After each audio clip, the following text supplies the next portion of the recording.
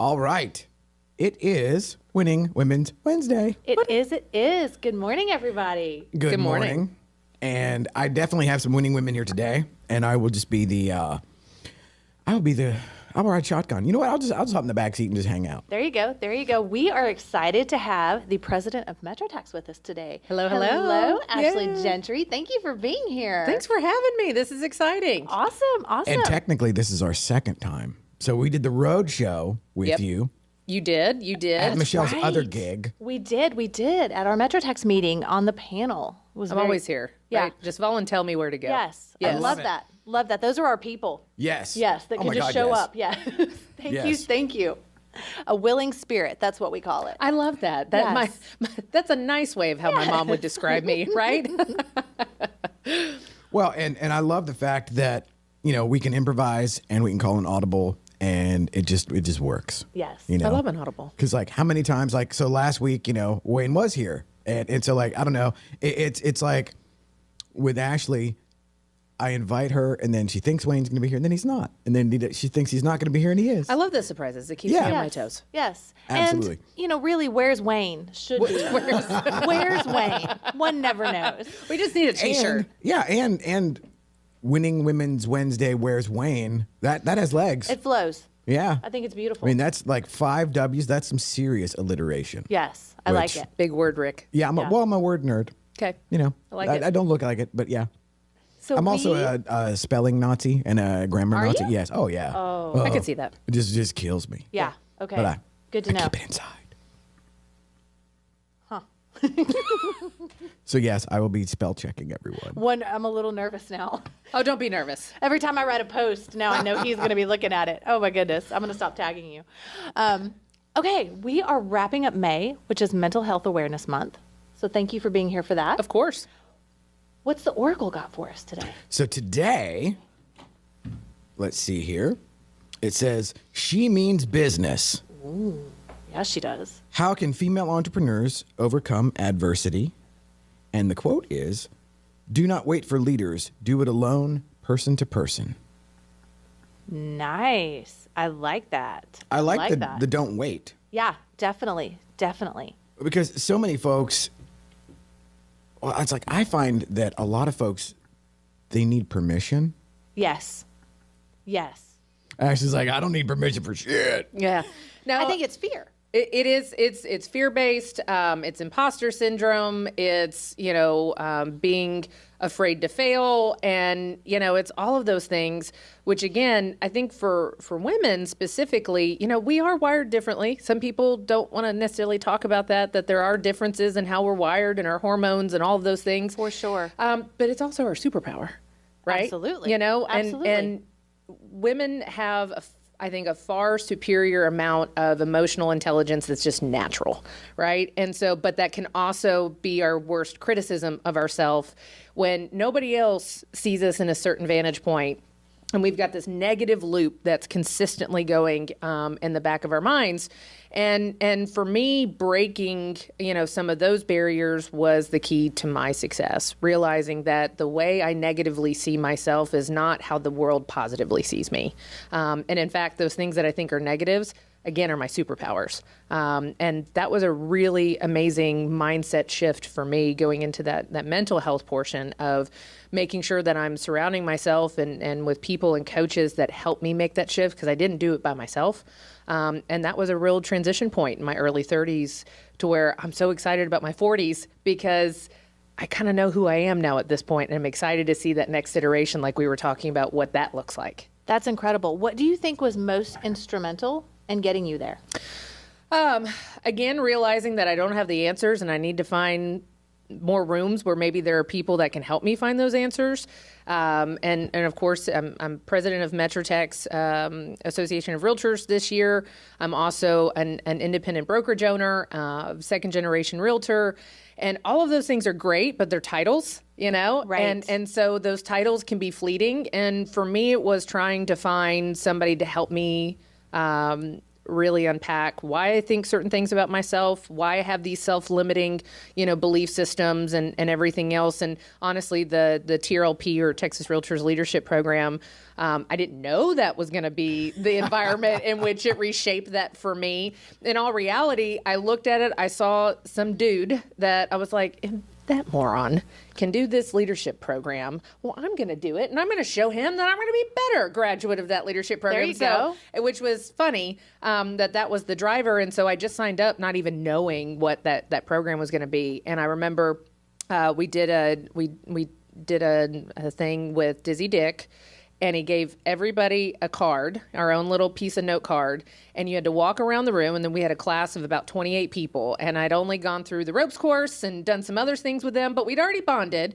and gone through that. And so, but they just had a new interpretation of who you were. And so it was great. And they were like, hey, take this card around and go to each one of your classmates and have them write something positive down on there. And then when you're done, read all the things that people actually think about you instead of projecting on what you think they're going to put there. And so I still carry around that card with me just about everywhere I go. Okay, that's awesome. That's cool. Well, because for me I've always been called a bull in a china shop. I talk too much. I'm too loud. I'm domineering. I'm intimidating. Have you heard these things before? So many things. So many things. So many things. And going through school was not a pleasant experience for me. As a male, those would all be positives. Positives. Well, yeah, Or that's not the even whole thing said. I was thinking. Yes. So I get to play the role of dumb guy Yeah. on this show, Yeah. which it's amazing. You love that role. It comes so naturally, and the bar is low Yeah. of like what is required, Yeah. which is also Yes. one of my favorite things. Sure. because then I can over deliver. Yeah.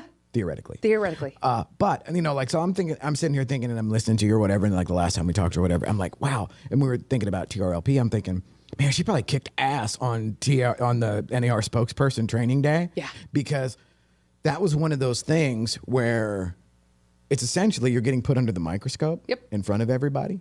And if I remember correctly, they did a thing where, okay, here's your extemporaneous, just off the cuff topic, and then go up and do a bio. And then it was split, and then you critiqued. And Mine was patent trolls. I had to do, so it's spokesperson training. And so you've got lights like this, and you go up to a podium, and you've got everybody there, and you have what's going to be a reporter or somebody else, and they're like, give us your orientation on patent trolls, Ashley. And you have like 2 minutes to read about this in a book. And then it was like, here we go. But that was part of the training. So if you can talk about things off the cuff like that, we can do things that we're passionate about, Absolutely. Yeah. Well, and so I'm sure that was no small part of just on the back burner in my mind of why we do this and we go live and we don't really know what the topic is going to be. Sure. And there was a part of that where it was really binary. Some folks like just were in it, and then others were just completely paralyzed. And, it was awful. Yeah, and it's like I felt bad for them, and then for the obvious reasons. But then I also look back, when we were talking last time about with MetroTex and the idea of you get the ability to get up in front of people and fail. Yeah. Which kind of talking about your inner monologue and the other things where it was like I was not raised in an environment where that was a thing. Yeah. It was, your public face. I was very much not consciously trained, but I was very much brought into this idea of perception management, which is like kind of goes to the 3x5 card too, where it's like, I need you to think about me in a certain way. So ... then I'm okay. Yeah. And that's just total bullshit, really. It absolutely is. And that was the funny part. I'm sitting here and I'm like, I know that's what they're going to say about me. They're going to say the same things. I'm a bulldozer, whatever. And I look at the card and it was, your smile is infectious. It makes me smile too. Anytime we've had a challenge, I look at you and you're rolling up your sleeves. I know I can depend on you. You're a problem solver and talking about my energy and all these things, which I thought was a negative demonstration. Right. The energy I was putting off was off-putting. Instead, the energy I was putting on was actually getting other people to rise up to where my level was. Amazing. And so for me, it was anytime I get into that stinking thinking mode, it's like, nope, I'm going to bring out the card and remember I love it. Because if That's somebody is awesome. sitting there and pointing a finger at me and saying you're too much, you know what? That's their insecurity because that's what that is coming out. That has nothing to do with me. And I can tell you right now, my husband is my greatest cheerleader. He's doing TRLP right now, which is great. And I wanted him to have his own experience through that because he's heard me talk about it so much. but I often will sit there and somebody would be like, well, man, Reese, is it really intense to be married to Ashley? And he's like, if I wanted a quiet woman, I would have married one. You know, Good answer. And so it's like you work with your husband, and those have to be our biggest champions and our teammates and our best friends. And I'm just so blessed that I have that opportunity, that my partner is the person that puts me on that pedestal instead of trying to take me off. My ex-wives were unavailable for comment. One of these days. One of these days. Yeah. Oh no. Yeah. So how have you found that all of these things that are actually positives, how have they improved your ability as a leader?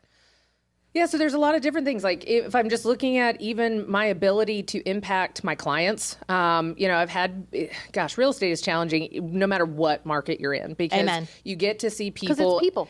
in their most vulnerable, exposed states. Yeah. You're realizing there's so many more people in some layer of distress in the real estate world. And then you get to come in and they're trusting you. And the only way this works in that type of relationship, whether I'm helping them buy a house or sell a house or invest or do anything else, I need you to peel all the layers back, and I need you to really tell me what you need from me in this transaction. And so I can excel in succeeding what our objectives are.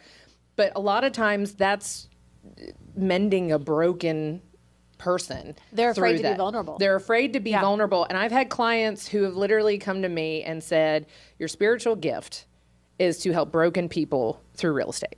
And I sit there and go, that's a beautiful way of saying, I'm there to put out the dumpster fire that is your life, my life and my transactions that happen that way. But I've had people that going through divorces. I've had people that have going to mental health side. I've had somebody that tried to take their own life during a transaction. Oh, wow. I've had so many things, and I don't think those are always isolated. I mean, doing it for 20 years, it's not like that happens every day.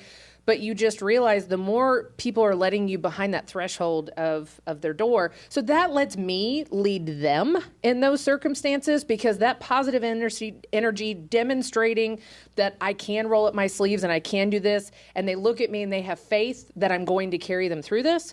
That's amazing. And then going through leadership in MetroTex. I mean, gosh, that has been an interesting experience. Overall, been well received. But then there are some people that look like, you're not the norm. Like, you're not what we've used to seeing in the industry over the last 20, 30, 40 years. Well, and, yeah. And I think it's time for that. Which I love. And so it's like, now, ostensibly on the surface here, you guys are kind of, but not really. You do fit part of the role of what, if I were in a room full of my bros or whatever, like, right. Oh yeah, a couple of blondes that sell real estate. Yeah, like, sure. Wow, so I mean. But she's got her guns out over here, it's like. It's summertime. Yeah.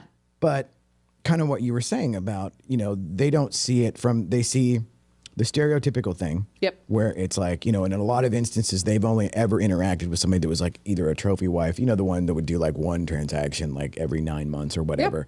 Yep. Versus what you were saying. It's, if you're in the game long enough, you will have everything happen. Yeah. Yep. Where it's the divorce, it's the deaths, it's the, we didn't close because they died, or just any number of crazy ass, just lightning bolt events that nobody's prepared for, let alone in the middle of the largest transaction of their life, And so I've been very impressed with the ones that handle their business like you and are able to be taxi driver, therapist, counselor, financial planner, like all of the things that go into doing it well, because there's a difference in doing something versus doing it well. Yeah.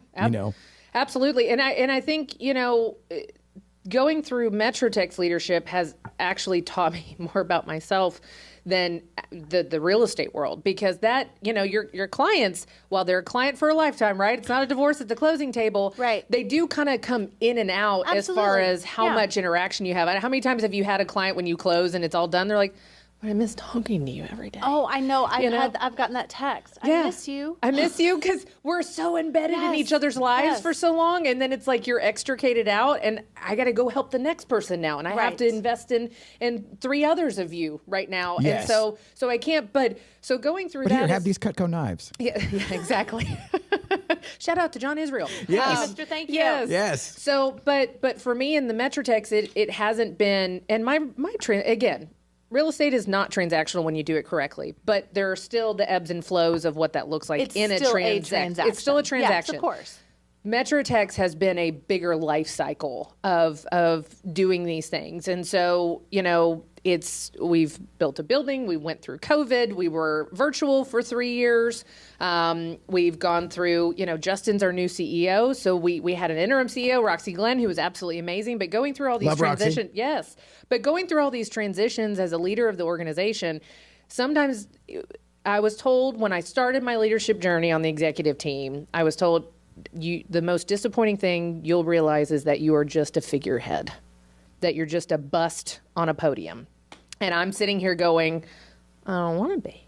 And I don't think you have been. I have You've not made an impact. No, you have not. Yeah. I have not. And so for me, it was almost like, okay, I'm going to take that negative thought and I'm going to flip that and understand why has it always been, instead of going, I'm going to do something else, why has it always been a figurehead position? And part of that is because the investment, it looks different now than it once did. And our industry's on fire, and the needs of the real estate industry have changed. The needs of our staff have changed. The needs of the consumer have changed. So we have to change, and our impact needs to look a little different. That doesn't mean my predecessors didn't do an amazing job and lay the groundwork for us to be successful and be the 5th largest trade association in the country for real estate today.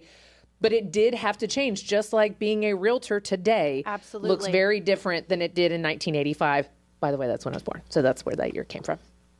And by you leading it the way it's being led now, it's opening the door for the changes that are happening in our industry. Correct. Now more than ever, we as brokers, we as agents, we as affiliates, we need to come together as a community. Yeah. And you making those changes are making that possible. Yep. And so shout out to all of the brokers and the agents and everyone that's getting involved again, because that's what we need, which goes back to mental health. I was about to say, that's a great segue. Yeah, it goes back to mental health because an article that I was doing some research on a couple weeks ago, 50% of all people indicate that they're feeling very, very lonely. Yeah. So now you take that into a world like real estate that is such a high achiever role. How much more loneliness is there? And if we want to combat that, where can we go to do that? Well, our MetroTex community. 100%. And I was sharing earlier with you guys offline that, after a board meeting yesterday, which, those are supposed to be the cream of the crop, the leaders of the the industry, and they've got their stuff together. And, what ended up happening was like this fireside chat of 5 different people who have 5 different lives and in different life cycles and geography and business types and everything else, talking about how their lives are on fire. And just talking also about how the relationships and the support and how the relationships they made from being involved in MetroTex have kept them from being as isolated, which has helped them get out of their ruts. It doesn't mean that they're still not on fire, but they're not on fire under the covers. Alone. They have someone to share it with. They have somebody to share it with. That's huge. So for me, that was my experience too. I knew I was a new mom. I'm a wife. I'm a realtor. I own the company with my mom. I'm like, who the heck am I? What is my identity? And what does that look like? And so for me, I can tell you that MetroTex has gotten me out of the bed. With everything going on right now, there's no option. I look at my calendar, the calendar tells you where to go. That's my assistant. Absolutely. And so I wake up, I was like, nope, I got to get up because I need to go do this because people are counting on me. So even my level of involvement, even if I'm not always bringing that energy or if I want to bring that energy, I have to. There's no option. Right. And one of the things like with leadership, because at first you go, well, and just a fun fact, I was turned down the first time. Oh, Rick. Yeah. What? Yeah. They I was missed turned out. down. Yeah. And I was like, but we'll have therapy. It's good. Yes. Yeah. We'll talk about this offline. Yeah, there we go. Tell me the people who did that to you. Who hurt you? Who hurt you? So then I was encouraged, from behind the scenes to do it again. Yeah. And it was this weird place too, where I was a lender, but I was also a realtor. Now I've done countless transactions on the mortgage side, but I've never actually done a transaction on the real estate side just because that wasn't me. Sure. Kind of like the who are you thing. But one of the, and I was also affiliate chairman at the time, or I was either vice chair or affiliate chairman at the time. And it was this really weird spot where I could have gotten really bitter and been like, wait a minute, you don't want me in Leadership Academy, but yet I'm the committee chair. How does that work? Yeah, I'm like, the math isn't mathing. Yes. But I did. And then I was glad, nothing against class 25 or whatever, but it was like, Little side eye. Yes. And then the irony there was they had me come in and speak about serving on committees. Oh, how funny. So Yes. you can't be in the class, Rick, but we would like you to teach the class. Yes. Bring the snacks. Yes, Please bring snacks. And there was like something about that was just like, I'm like, oh, this is so perfect that, and I hadn't thought about that until you were just talking about the commitment. Yeah. And there's some kind of inverse proportion to a lot of times like how much I don't want to do something in the moment. Yep. Versus how I feel after I've done it. Yeah. And I was the king of overcommitting and saying yes. Because it's like, oh, right now, it's 3 weeks from now. Today it sounds kick ass. Oh, yeah. 3 weeks from now, I don't we want all to do do it. that? Yeah. And so one of the things, and this actually, whenever I taught, I was Ebby's Google instructor for a lot of years. And so one of the things I taught was there's a mechanism inside the calendar that it'll email you, but it won't commit you to the event.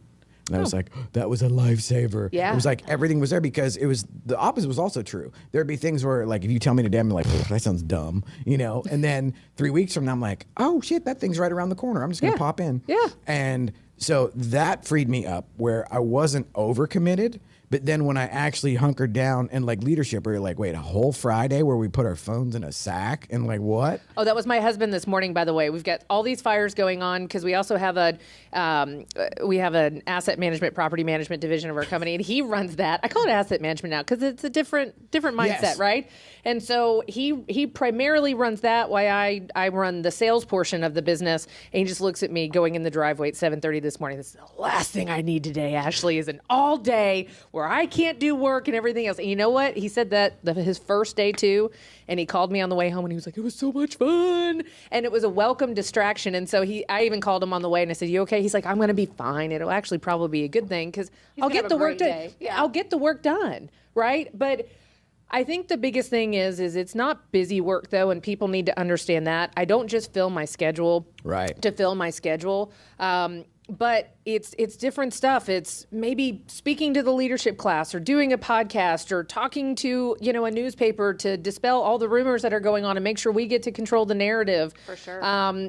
Sometimes it's just having a one-on-one with somebody who called the association and wants to learn more. And I'm like, I'll take that, and I'll go meet them up there. Like there's always, and it's not self-serving. It's just, if I get to be in rooms with different people doing different things on a consistent basis, I am going to win. Yes. And I would take that even one step further, and it's like we're not going to outthink or outdo or outact a million years of biology. No. We are tribal animals. Yes. And we live in this world where this weird digital matrix thing is perfected to where the algorithms will literally feed you shit to basically distract yourself. Yeah. Ruin your day. 24/7. Ruin your day. Absolutely. And it's like, oh, do you like to be mad? Well, how about take a look at this? Yes. Or the vice versa. It's like, oh, you like kittens? We got kittens. We got kittens. Yeah. And so depending on, how you're wired, well, they can just eat up your entire, daily 24-hour cycle with nothing. Yeah. With literally, it's like eating cotton candy for dinner. It's like, that was good for a minute, but it's like, okay, well now I'm on my third helping of cotton candy. It's like, there's no nutritional value in this. None. This sugary stuff sucks, but getting into that tribal aspect, there's something that happens whenever you are basically being of value to the tribe, whatever that looks like. Yeah. There's something in there at either a subconscious or a cellular level or whatever that you feel better about yourself. And it's counterintuitive too, because it's like, I got to give up my time to do whatever bullshit thing that you're talking about. And then that whole thing of, I got to go disconnect and be with these ding dongs for a whole day, and like, wait, we're going to do what? We're going to go to the bus station, we're going to go to the bus depot and watch how they run. And then you come away going like, wow, that was awesome. And that was an experience that you wouldn't have ever gotten in your natural environment if you weren't forced to do those things out of your comfort zone. And I think everybody's uncomfortable right now. And I think it's really hard to also discern what is going to be of value and what's going to be, something that's going to drain you. And I think going back to the mental health side and understanding, do something because you think there's a tangible value proposition. Doesn't mean it's money. Doesn't mean it's anything else. It might mean, hey, you might meet somebody new. You might experience something. You might be in a room with people that are exceptionally smarter than you, and that is the right room to be in. But sometimes we make these commitments based on codependency, based on, this weird insecurity about ourselves. It's Short-term gain. Short-term gain, for sure. It's that scarcity mindset of, oh, if I'm not in that room, they're going to be talking about me, or, I feel FOMO. And I'm like, when I've gotten to a place, it was so funny. I finally realized, oh, I broke my FOMO. I was sitting, and I just gotten back from a trip, and everybody knows this about me. I don't like to travel. Doesn't mean that when I'm there, like I don't do well. It's just I need a rhythm, and I need these things, and I want to be around my family. I've got a beautiful 10-year-old daughter, and she is amazing, and she is everything. My husband's my best friend. So if I'm out of there, that's my tribe, right? Right. But I had just gotten home like the day before, and I had somebody text me, and they were like, "Hey, why aren't you at the D Magazine party?" I was like, there's a D Magazine party? Ooh. And they're like, but, I mean, it's where everybody's at, right? It's all the people, the players, and everything else. And I just looked at my phone. I said, I'm where I need to be. I'm with my kid. So I didn't even know what was going on. And in a normal sense, I might have been, 10 years ago. Distressed. Distressed. Yes. Like, oh my gosh, how did I miss it? It wasn't on my calendar. And instead we played Uno, Uno's great. Uno. But those are the things where it's like, you've got to get to that point where it's okay if you can't do everything. But I encourage people to do as much as they can for personal enrichment and to be in rooms with more people that can help you succeed. Agreed. And like my guys and now gals, because I just hired 3 lady photographer and drone pilots. Nice. Like, what? But I tell them like, hey, so we were at the Real Producers Party. Yeah. At Prestonwood. And that was the gal's first day to like kind of hang out with us. Yeah. And of course, Cruz knows the drill. Yeah. But he came in not knowing his rear end from third base. I remember. And yeah. Yeah. And, We and all so start then, that way. Yeah. But the idea, I tell him, I was like, okay, you guys get the advantage of me giving you the shortcut as to like what is advantageous for us to go to. And that also kind of fulfills whatever kind of sense of community or whatever that I get out of it. And I said, but the rule on figuring that out was say yes to everything once, and if it sucks, you don't go back. Yeah. Exactly. Yes, you And learn. as soon as I got into that versus, because you having been to, 1,000 networking things or whatever, you'll get those ones that people come in and they're just like checking everybody into the boards and trying to give them a business card and just, it's like, oh boy, you're not going to last very long. No, absolutely, because it's transactional. Yes. I have dollar signs on my forehead. If you're just trying to give me business cards, you don't care about me. Right. You don't care about figuring out who I am and how we can, have a mutually beneficial relationship. What I stand for, what's important to me. 100%. And that's the people I want to do business with. Always. Yeah. Yes. And the simple shortcut aspect of if you look hungry, you go hungry. Yeah. Mm-hmm. Where it's like, and I love to have gotten to a point where like, okay, I don't need to beg for anything, Yeah. because there was a time where like, okay, I don't know what I'm doing. Like I'm just making this up as I go. Sure. And then to finally get to a place where like the FOMO thing, the only time I get it now is where it's like, there's a particular group of people that I wish I was with. And I see them doing something. Not that I wasn't invited or not that like I might just see the highlight reel afterwards and be like, oh man. I should have gone. Yeah, Yes. I should have gone. Yes. I should have gone. Yes. But more often than not, if it's just some bougie like bullshit party or whatever, I'm like, whatever, and then with any luck, sweet baby, they hire us to shoot it. Yeah. Even there better. you go. So you get to Even do both. better. You get to work and you get to Yes. experience it. Yes. Yeah, at the same time. And it's like my original experience of networking back in the day, the old 90s networking. Oh my God. the Park Cities MLS meeting used to be at the Macaroni Grill that's now a fire station. Yeah. But I used to tell people when they were like, how did you get everybody to know you and everything? How did all that happen? I'm like, first off, it doesn't happen quickly at all, but you have to be willing to go into the meat grinder as far as like that meeting. I think it was every other Tuesday. That was like the first day of high school, every other Tuesday. Yes, I believe it. I believe it. Going back to insecurities and mental health and everything else, everybody had a different experience in school. And I think people look at me and they're shocked. They're like, you didn't enjoy high school? I hated high school. It was awful because it's an environment in which there's a bunch of people that don't know themselves, that are trying to figure things out, and depending on how they're being raised, in their home environment, that's Right. going to dictate how they're interacting with all of this. And we always laugh, but I was like born 30 out of the womb. I looked like a 30-year-old person in high school too. And so you come in, and it's not that. I mean, I was always friends with everybody, right? It wasn't one clique or anything else. Yeah. But that was also kind of dangerous because somebody that was comfortable with being around so many people. It's like, what's wrong with you? Why don't you want to click up? Why don't you want to do these things? Why don't you hate them? Yeah, why don't we're gonna play this game and everything else? And so it was awful going in. It's Hunger Games in a high school cafeteria, going like, where do I sit? Where is the right place to like position myself for leverage, in this environment? And I remember I had a counselor come to me my sophomore year, and she just said, Ashley. I said, yes, ma'am. You're done with high school. I said, I am done with high school. I've been done. And she said, it's time for you to go on to greener pastures. And so I graduated high school 2 years early. Oh, wow. That's awesome. But again, it was one of those pushes where it was like, okay, well, I can be done. Like, it was like, thank you for giving me the authority to do that. But that was it. Like, everybody's experience doesn't have to be like everybody else's. So there are some people, like my husband loved high school. He'd probably go back, but it was a different experience for him than it was for mine. And I think this stuff is too, right? I mean, some people get energy from going to a D magazine or a Real Producers event or doing something else. And then other people are like, oh my gosh, that sounds horrific. I need my weighted blanket, and my headphones, my AirPods, my Thunder shirt, and I don't want to do this. But there are still environments in where they can create connection. It just doesn't look the same for everybody else. And that's where I think it's the more we can be vulnerable with other people and share our personal stories. Who we really are. Yeah. Who we really are. Take those masks off and let them know that, one, I have been to a place where I've been so broke that I've been selling things that aren't nailed down in my home. That, there was a time where I'm sitting there and going, okay, what do I do? How am I going to feed my family? And that wasn't that long ago. I can remember those times, but they look at me now and they're like, oh, she's killing it. She doesn't have to do anything.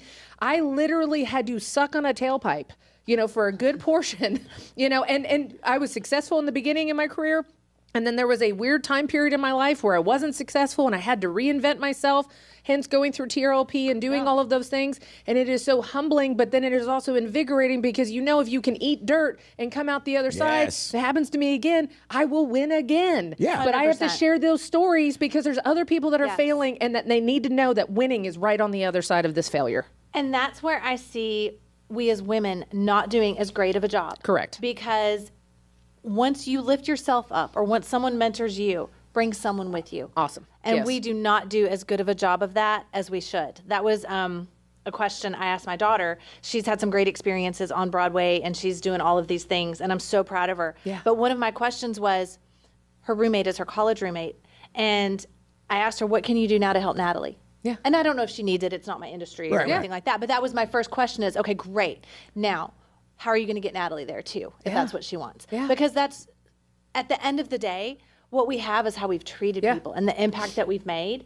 No one cares if you're lying in a hospital bed all alone and you have all of these things and no one to share it with. Yeah, and women have to do a better job about that.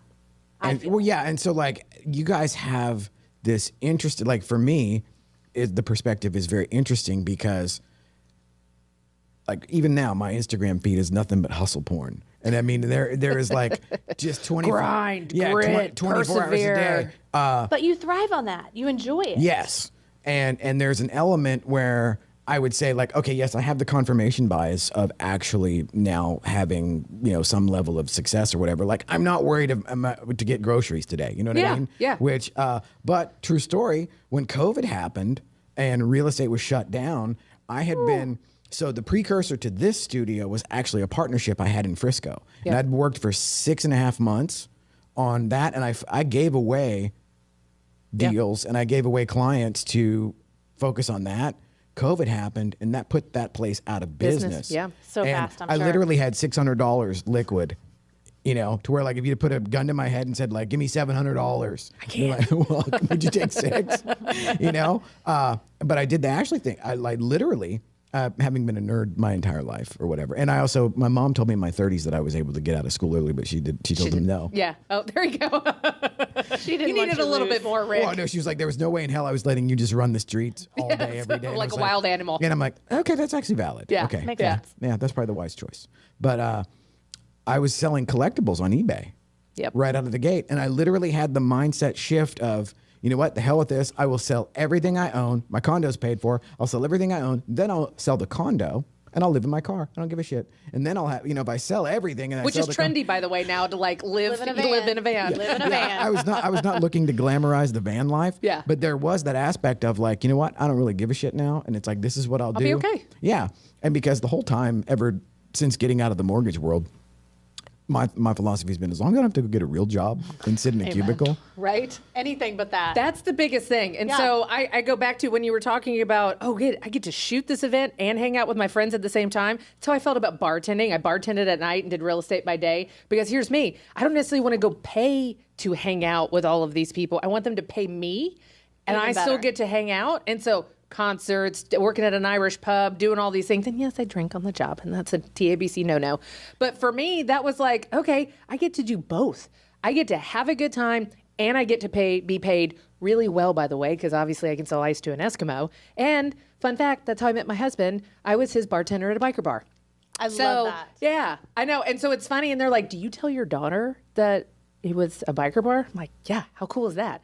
Right. And so I see this now, to see this full circle situation talking about women and how we sometimes have poor boundaries, and we do these things to ourselves, and we stretch ourselves thin, and we don't take care of ourselves, whether it's individually or together, recognizing that batteries are being depleted and I need to do something to recharge that person.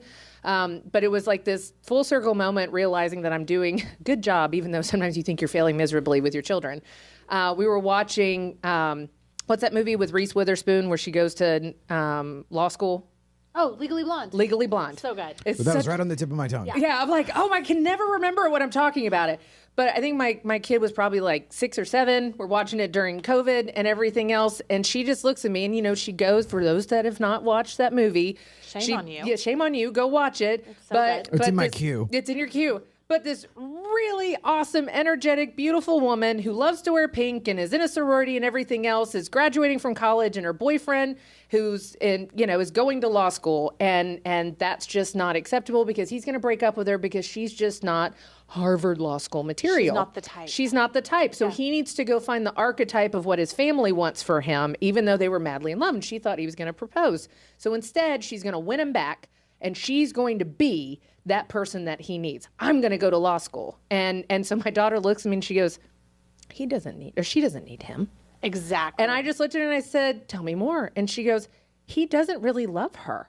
And she's trying to change herself for him. And that's not right. And I'm sitting there. She's like 6 and a half. 7? Yeah, 6 I and a half, love 7. I it. know. Oh my gosh. And I just look at my husband and he's like, and still we Can talk. she be on the show? Right? Oh, she'd be great. She's probably jealous she's not on here now.